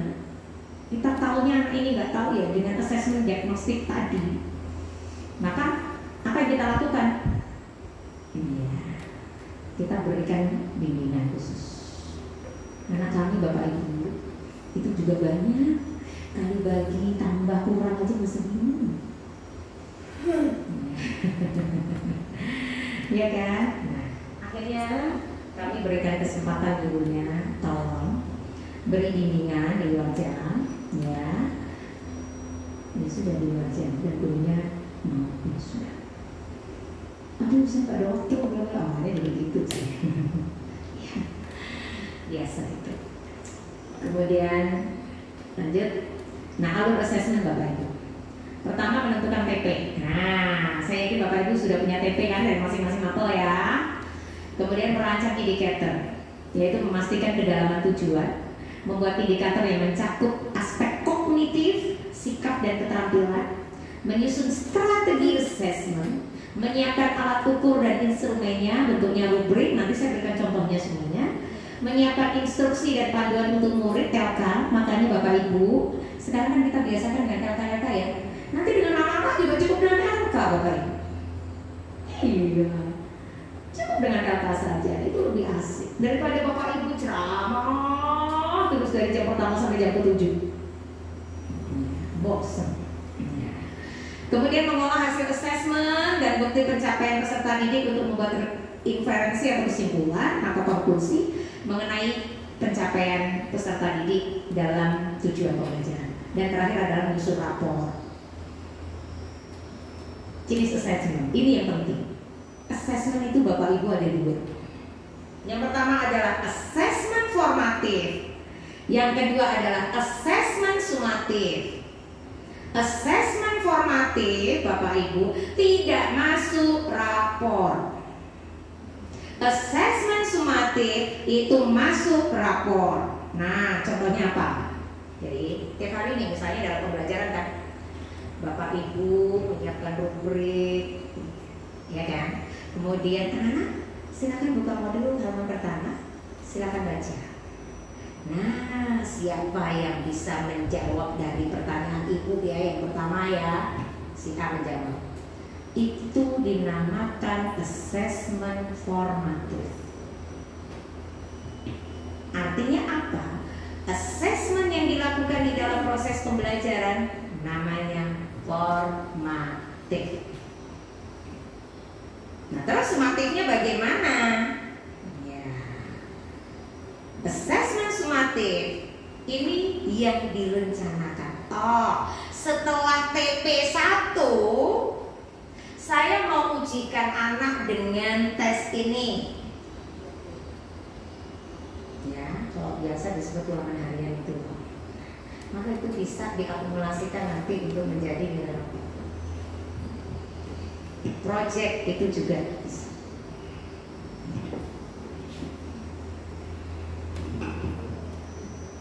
Nah, bentuk assessment formatif dan sumatif itu macam-macam ya. Ada diskusi kelas, main drama juga bisa. Apakah untuk pembelajaran pendidikan agama dan budi pekerti tidak bisa dengan drama? Bisa. belajar tentang komunikasi bisnis tidak bisa dengan drama? Bisa. Ya, kemudian presentasi. Oke. Berikutnya berupa produk dan tes lisan atau tes tertulis. Sekarang Bapak Ibu itu banyak sekali yang keliru. Kemarin ya kami ada waktu saya pelatihan di Kemenak untuk guru-guru SD. Ya, kebetulan saya diminta untuk mendampingi mereka. Ada satu pertanyaan guru agama Katolik ya yang menanyakan seperti ini. Bu, saya itu mengajar anak kelas 1 SD Negeri 34. Terus saya bingung dengan aturan pemerintah. Karena apa? Ketika PAUD TK tidak boleh calistung. Calistung hanya boleh di SD. Nah, itu kan menjadi masalah buat guru SD kelas 1. Ketika apa? Ketika ulangan umum. Nah, kenapa Pak? Bagaimana dengan ulangan umum Bapak lakukan di sekolah? Kan saya harus buat soal tertulis, anak tidak bisa baca tulis. Padahal assessment itu boleh tes lisan. Lisan boleh kok. Satu lagi, anak-anak berhadapan dengan anak-anak berkebutuhan khusus, di mana dia sangat tidak bisa fokus dengan tulisan dan dia hanya mudah mengerti dengan lisan. Ya tes tulisan saja. Di sini ada anak-anak berkebutuhan khusus. Kami memiliki 3 anak autis. Itu berdasarkan dari ahli loh. Saya selalu katakan ke guru-guru, Bapak Ibu guru, Bapak Ibu itu bukan ahli di bidangnya. Jangan sekali-sekali memberikan stigma anak ini autis atau bukan autis. Boleh mengatakan anak ini autis atau tidak kalau sudah ada rujukan dari orang tua. Nah, anak kami kebetulan sudah ada rujukan ya. Itu nggak bisa Bapak Ibu diberikan lembaran untuk mengerjakan. Akhirnya dengan apa? Tes lisan. Tes lisan aja bahasanya masih teratur. Ya nggak apa-apa. Bu, saya nggak bisa Bu kalau suruh menjelaskan ini dengan lisan gitu kan. Akhirnya kamu bisanya dengan apa? Saya hanya bisa tulis-tulis aja di papan tulis gambar-gambar. Bisa juga. Assessment itu unik Bapak Ibu. Dan dalam satu kelas bisa berbeda-beda. Repotin dong. Ya memang dulu siap direpotin. Ya jangankan lah itu ya. Saya ngajar di perguruan tinggi aja, mahasiswa saya aja. Itu saya ada yang berikan assessmentnya dengan lisan. Serius. Iya. Gara-garanya apa? Saya kasih soal, ya. Ternyata jawabannya kosong. Wah ini saya curiga ini. Nah, kebetulan saya ngajar public relation, ya, ngajar PR. Nah, akhirnya apa? Boleh nggak saya menggunakan assessment lisan? Boleh. Kapan kita janji? Bisa? Bisa. Nah, itu contoh aja.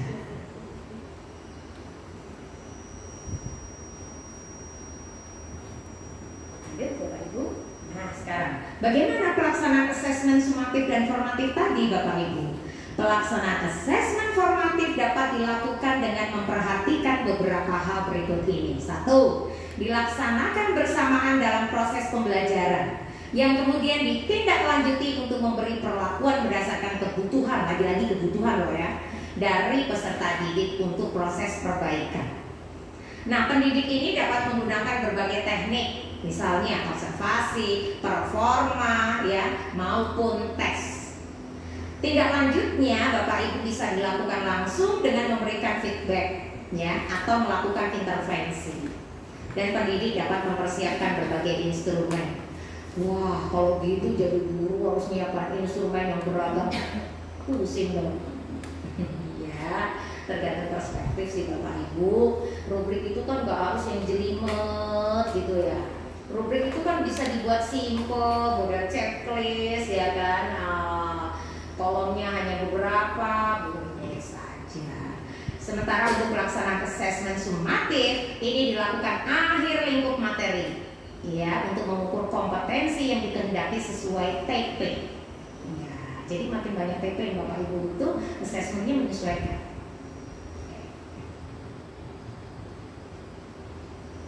Baik Bapak Ibu, ini saya berikan konklusi lagi Untuk formatif intinya Bapak Ibu itu dari awal sampai proses pembelajaran. Sementara kalau sumatif ini dilakukan akhir proses pembelajaran. Ini bisa dilakukan juga sekaligus ya, lebih dari beberapa TP. Jadi contoh begini, jadi tidak selalu satu TP satu assessment, ya. Oke Bapak Ibu, ya. Tapi bisa beberapa TP. Yang jelas TP1, TP2 berhubungan, itu bisa dijadikan satu assessment.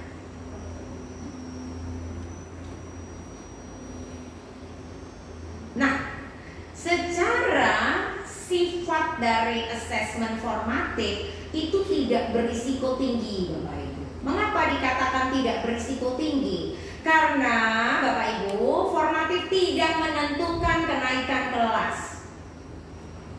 Tidak menentukan kenaikan kelas atau kelulusan. Itu ciri dari formatif. Sementara kalau assessment sumatif menentukan kenaikan kelas atau kelulusan. Nah, sekarang saya mau sampaikan kepada Bapak Ibu contoh instrumennya ya. Instrumen itu macam-macam. Ada yang berbentuk rubrik, checklist, ya, dari hal yang sangat sederhana ya.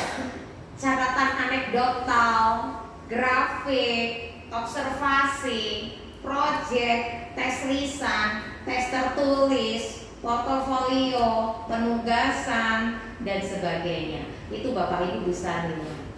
Ini contoh.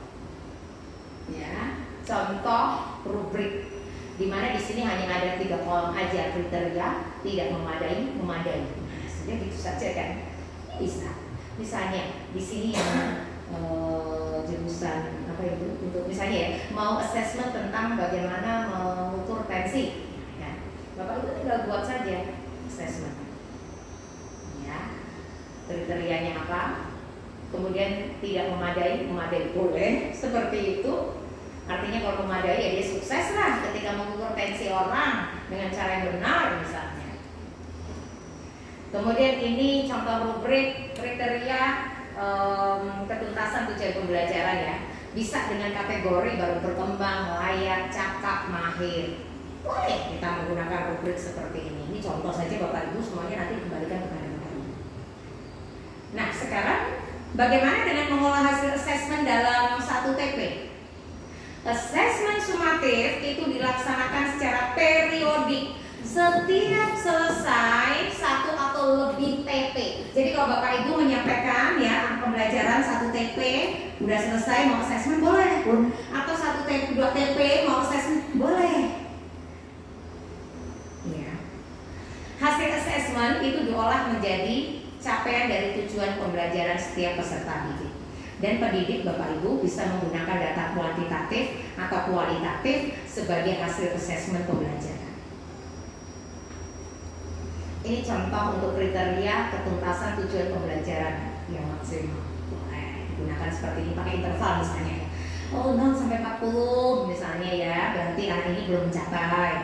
Ya. Oh 41 sampai 60% berarti anak ini belum mencapai ketuntasan perguruan ideal di beberapa bagian misalnya. Oh ternyata anak ini 61% sampai dengan 80% anak ini sudah bisa ya kan menerapkan dari kompetensi yang Bapak Ibu lakukan tadi, ujikan tadi dan seterusnya. Itu sesuaikan. Baik, ini untuk mengolah capaian tujuan pembelajaran menjadi nilai akhir. Itu simpel saja. Bapak Ibu bisa menggunakan konsep rata juga boleh ya, atau misalnya langsung dioleh dengan menggunakan rumus tertentu dan itu boleh dikembangkan masing-masing. Ini contohnya Bapak Ibu ya untuk penilaian ya. Jadi raport sederhana ya. Itu nama peserta didik, kelas, kemudian di tiap kolomnya ada nomor, mata pelajaran, ini TP1, TP2, TP3 ya kan. Ini untuk assessment dari guru ya maksud saya ya, ini guru. Rapotnya buku nilainya guru. Itu boleh seperti ini. Jadi nomor, mata pelajaran, TP1 nilainya berapa, TP2, TP3, TP4, TP5, TP6, TP7 misalnya hasil akhir. Nah, Bapak Ibu juga bisa memberikan catatan deskripsi ya secara kualitatif.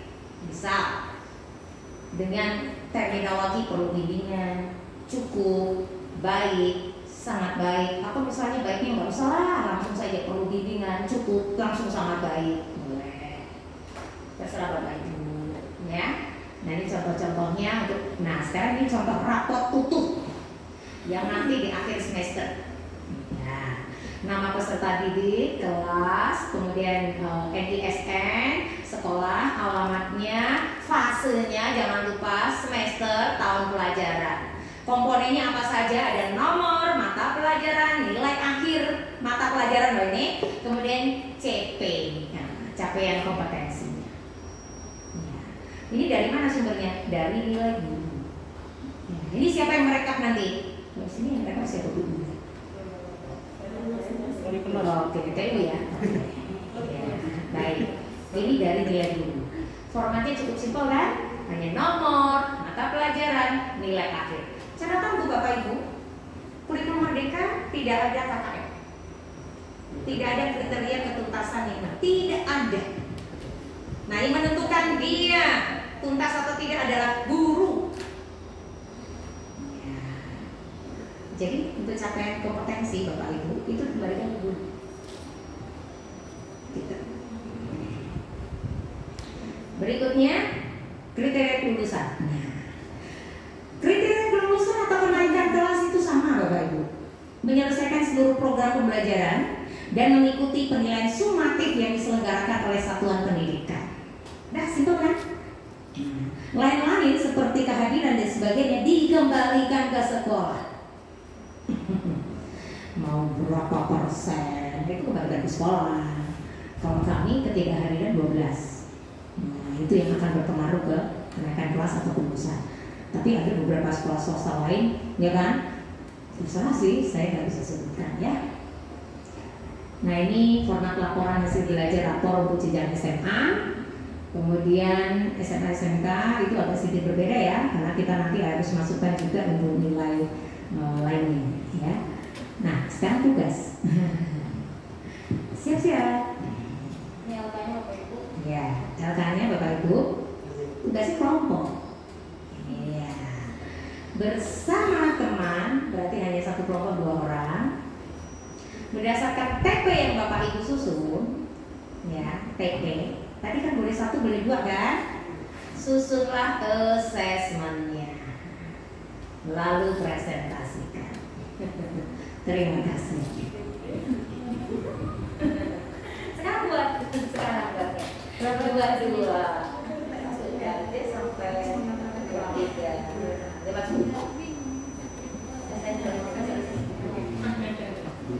Silakan, ayo, semangat.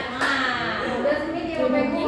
Ya, Bapaknya 15 menit saja. 2 orang, pilih TP dari teman-teman yang sudah jadi.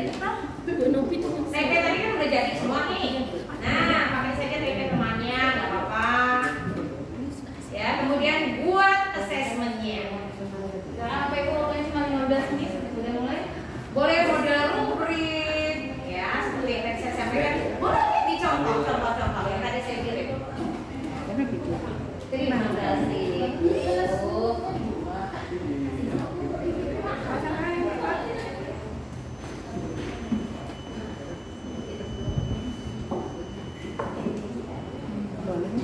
Misalnya TP-nya ini, nah Bapak Ibu udah bisa buat soalnya, udah langsung rancangannya aja, di assessmentnya seperti apa, baru nanti soalnya menyusul.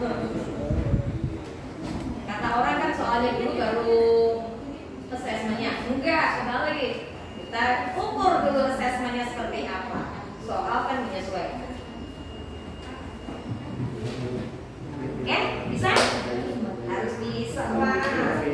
13 menit Bapak Ibu. Iya, silakan. Ayo Bu, buat Bu. 2 orang saja ya, 2 orang saja, Pak. Halo Pak. Menjelaskan beda-beda. Saya mau foto di sini ya. Bapak Ibu izin foto bersama loh ya, karena hari ini terakhir. 1, bentar, nggak usah pakai masker. Oh iya, Bapak ikut, oke ya. 1, 2, 3. Sekali lagi 1, 2, 3. Oke.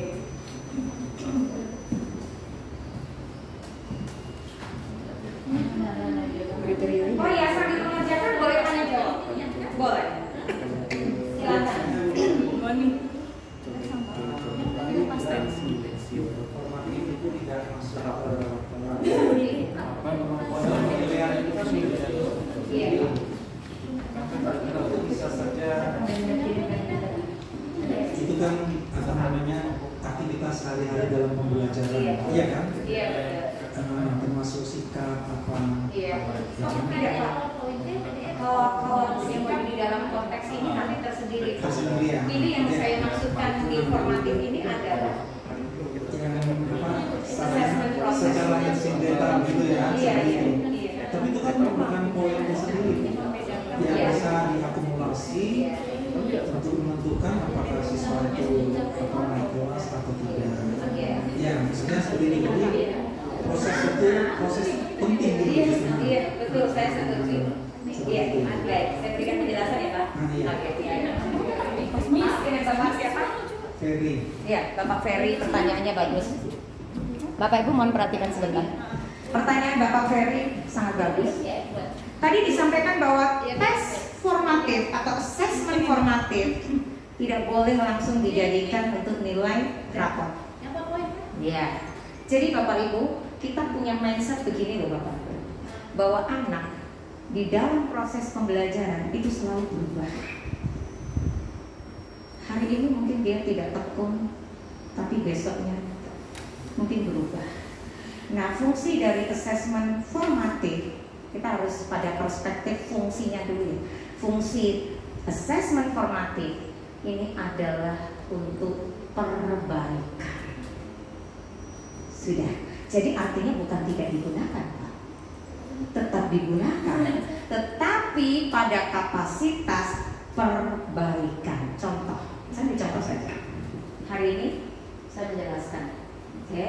Kemudian saya berikan kuis. Nana, apa yang dimaksud dengan assessment? Misalnya, ya, Bapak menjawab, oh assessment itu penilaian. Terus kawannya lagi menilai, oh assessment itu Bu adalah bla bla bla bla. Misalnya, Bapak kan punya rubrik. Oh si A bisa menjawab, oh si B tidak bisa menjawab, begitu. Itu hasil dari rubrik tadi Bapak Ibu tidak bisa dimasukkan untuk nanti ke sumatif. Karena ini hal yang betul-betul tujuannya adalah perbaikan. Tapi namanya juga guru selalu akan mengingat misalnya terjadi seperti ini. Loh, setelah dirata, anak ini kok nilainya 70 ya? Ya kan? Padahal di dalam proses kok malah kalah dengan si A yang aktif bla bla bla bla. Kembalikan ke guru, hak prerogatif guru. Yang jelas, yang dimaksud formatif tadi dari assessment yang tadi itu tidak bisa langsung dijadikan komponen akhir, atau kalau di rata-rata dijadikan untuk nilai rapor, tidak bisa. Tapi kalau misalnya nanti secara subjektif, ya Bapak mengingat misalnya, oh ini kalau ditanya selalu menjawab dan seterusnya, kemudian nilainya setelah di rata itu 61 kurang ya dari harapan misalnya 75, saya mau tambahkan misalnya, itu hak prerogatif guru. Ya. Terima kasih Bu buat penjelasannya.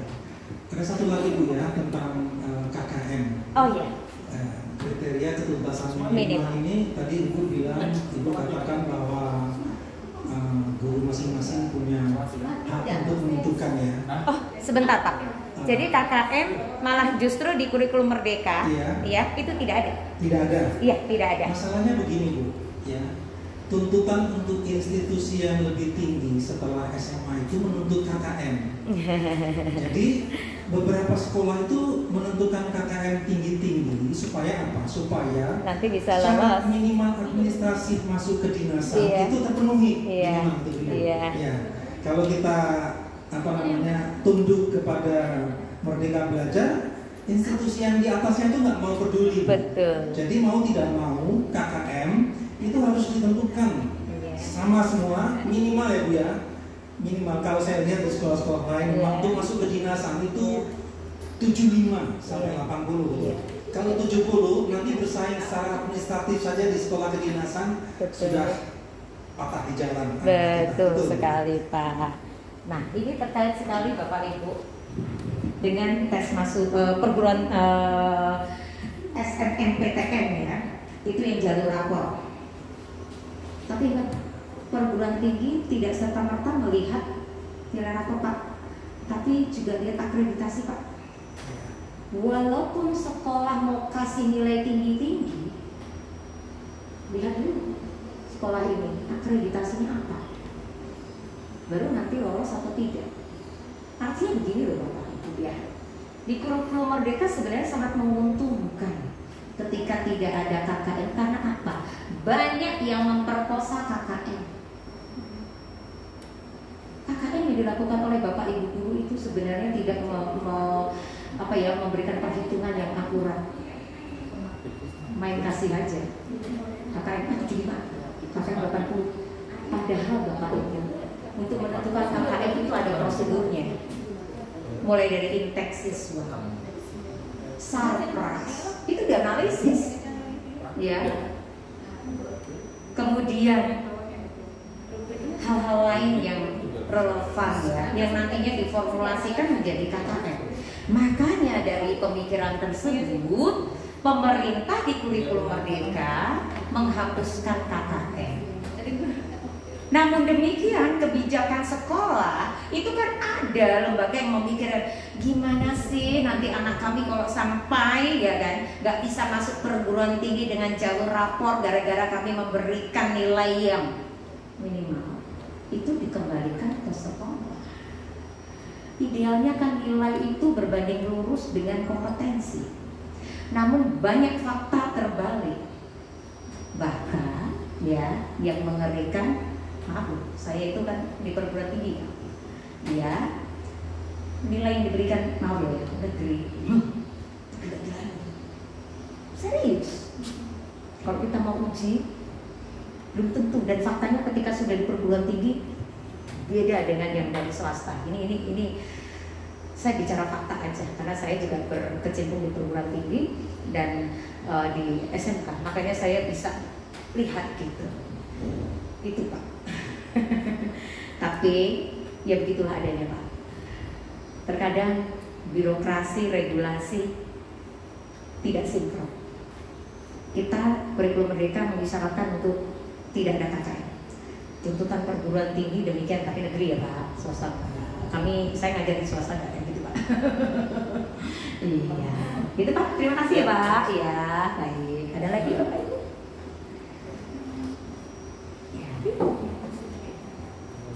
Bingung ya nyusunnya gimana? Oke. Ya, ambil contoh satu CP dulu. Nah, coba kayak ini. Keluarkan satu CP dulu, Kak. Silakan. Pasal teredik menjelaskan fenomena yang terjadi di lingkungan sekitar dilihat dari aspek makhluk dan lingkungannya. Oke. Sekarang TP-nya. Itu TP-nya. Oh, itu TP-nya ya. Karena kan Oke. udah tergabung dengan. Iya, oke. TP-nya seperti itu ya. Nah, sekarang dari TP itu ya. Ini kan abstrak nih. Ya kan? Oke. Mau konkretkan dulu kan? Harapan dari Ibu untuk pembelajaran kompetensi ini apa? Harapan Ibu. Anak bisa apa? Setidaknya anak itu tahu Tahu tentang lingkungan. ada ekosistem, kan? Oke, ekosistem. Stop itu dulu. Jangan panjang-panjang. Anak tahu tentang ekosistem. Berarti Ibu harus kasih batasan dulu. Yang dimaksud dengan ekosistem itu kan kumpulan dari hayati, ya, dan non hayati. Rubrik Ibu buat. 1. Memahami tentang konsep lingkungan hayati. Biotik. Iya, biotik, abiotik dan seterusnya. Buat kolom. 1, ya kan? Memadai. 2, belum memadai. 3, tidak memadai. Ini contoh dari saya. Nah, nanti tinggal checklist saja. Ya. Jadi bebas ini Bapak Ibu, assessment yang saya maksud boleh formatif, boleh sumatif, bebas. Ya, mulai dari informatif dulu. Kalau kita praktek itu, itu masalah formatif atau sumatif? Oh, tergantung Ibu. Kalau tujuannya tadi untuk perubahan perbaikan di kelas proses, ya, berarti itu formatif. Tapi kalau sudah sampai TP habis, kan kuncinya di situ. TP ini udah habis nih, itu sumatif. Kan Udah. karena gini, kalau saat ini saya iya, oke. Kan lihat dari biar kita bisa membedakan antara populasi dengan Iya, iya. dengan komunitas. Iya, iya, iya. Nah, itu tuh termasuk Masih ada lanjutannya nggak? Ketika proses itu nanti Ibu masih ada lanjutan nggak? Pertanyaan saya, masih ada lanjutan nggak? Berarti itu formatif. Oh, itu formatif. Kalau 1 TP itu udah habis, Baru itu sumatif. Ah, kuncinya gitu. Iya. berarti itu termasuk Iya, karena tujuan formatif itu, wah ternyata di dalam metode pembelajaran yang saya sampaikan ini kurang berhasil nih, kurang efektif dari asesmen formatif yang kita lakukan tadi. Berarti kan harus diubah, Bu. Ya, atau diperbaiki maksud saya. Kalau ubah lagi, ngulang lagi nggak mungkin. Perbaiki, gitu kan? Metode kita. Ya, boleh. berarti dari DP saya tadi kan saya sudah menentukan Oh DP, iya, kan? oke. Berarti nanti saya pilih asesmen formatif berarti. Oh, formatif dulu, Ibu buat. Ya, caranya tadi kan lingkungan. Iya. Nah, berarti yang saya buat nanti tinggal bikin rubrik aja. Ya, rubrik saja. Ya, formatif kita banyak main-main di rubrik ya. Iya, daftar kan saya buat kan. Iya, betul. Dulunya, Betul. kan? Tinggal dicopy. Betul, itu formatif ya Ibu ya. Tapi kalau anak ini sudah menyelesaikan 1 TP, Iya. sumatif, sudah selesai. Iya, iya, akhirnya. Bukan akhir semester loh Bu, ini akhir TP. Iya, itu baru sumatif. Nah nanti nilainya itu kita kolek, kita kumpulin tadi saya bilang mata pelajaran apa, ya kan? Nama siswa, TP1 nilainya berapa? TP2 nilai berapa, TP3 nilai berapa, baru akhir nilai rapot. Oh, berarti susun asesmennya tinggal tentukan TP-nya, terus tulis asesmennya, terus cara-caranya dan rubrik. Nggak perlu cara, rubrik aja. Ya. Hanya buat rubriknya apa? Dengan TP itu yang cocok rubrik apa? Seandainya saya mau diskusi berarti. Oh, boleh. Kalau diskusi kan misalnya ya penilaiannya nih adalah 1 penguasaan materi atau persiapan dulu. Iya. Nah, persiapan diskusi, komunikasi misalnya ya. Terus pemahaman konten. Nah, misalnya kolaborasi dinilai. Nah, itu caranya gitu. Oke? Ya, Bapak Ibu yang lain? Cukup?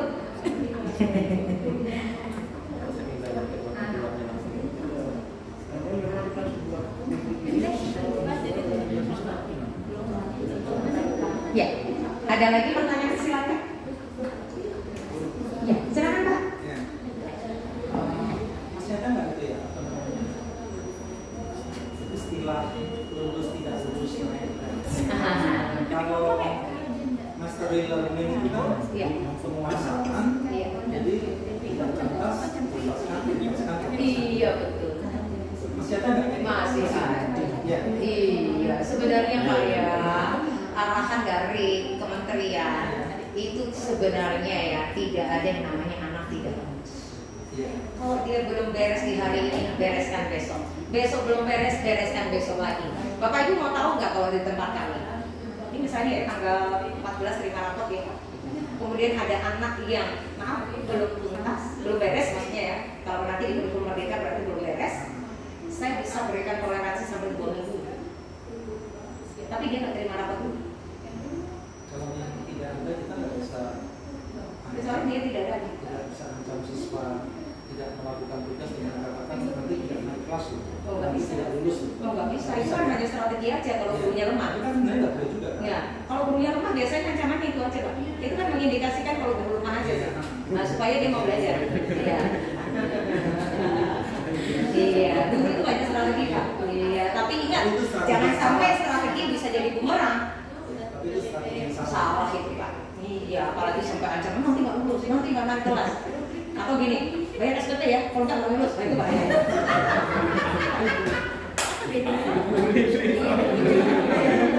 Lulus SPP-nya loh. Iya. Guru itu macam-macam.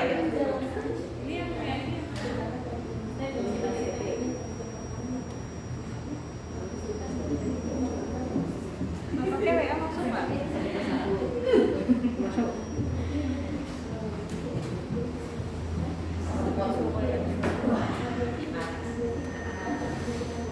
Nah nanti sepertinya Kak Melinda lain dampingi teman-teman ya untuk assessment ini ya.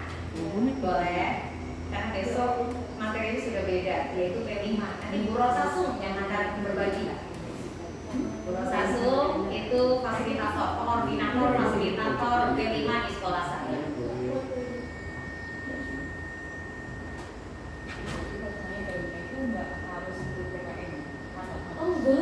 Enggak. Pokoknya intinya jangan guru kejuruan. Dah, titik.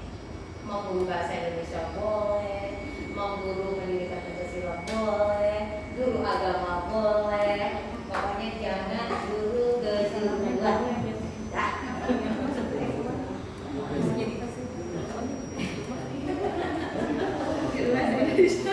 Tapi kalau tempat saya jaga kurang, gimana? Nah itu terserah. Kembalikan lagi, kembalikan. Nah, kalau tempat saya, satu kelas juga sini aja. Kalau di kurikulum itu 8 loh. Sekolah swasta mampu kayak gitu, itu satu. Yang kedua, bosan tuh anak-anak itu. Ya, lebih baik saya lemparkan untuk yang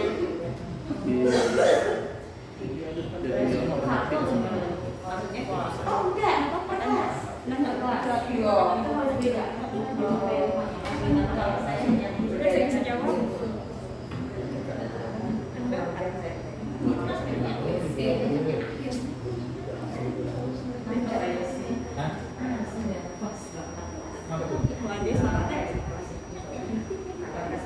Gampang bibir tuh.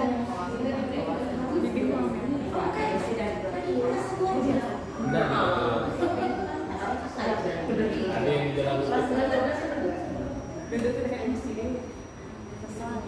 berarti nanti rambutnya itu juga turun dari yang iya.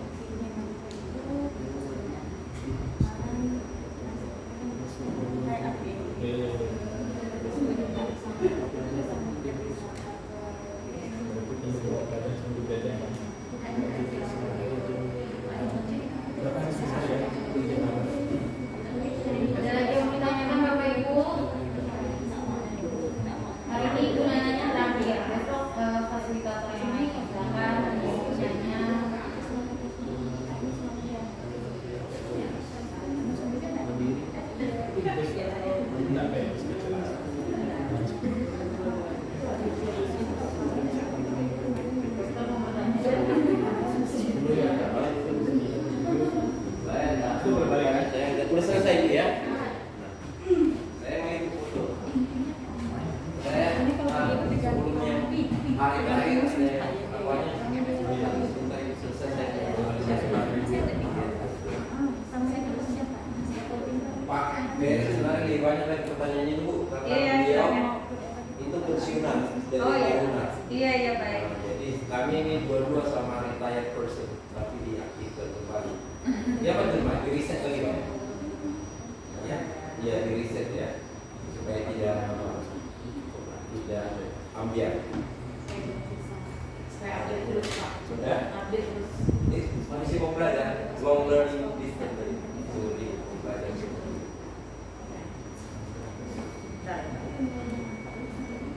Ya, silakan ya. Kok dibiarin dikit lama-lama? Gua silakan. Nah, dibiarin kesepian. Silakan Bapak Ibu. Ada lagi? Bapak Ibu ada yang mau bertanya boleh silakan.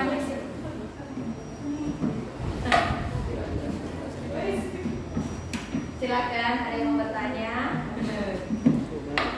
Mohon maaf ya karena keterbatasan aja, tapi berbaginya juga gitu ya. Berkejar-kejaran dengan waktu. Di sini